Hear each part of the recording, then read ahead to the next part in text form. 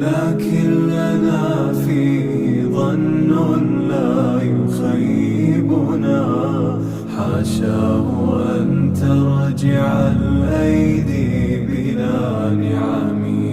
كم جاد من فضله قبل السؤال، وكم أعطى وأغنى بمحض الجود والكرم.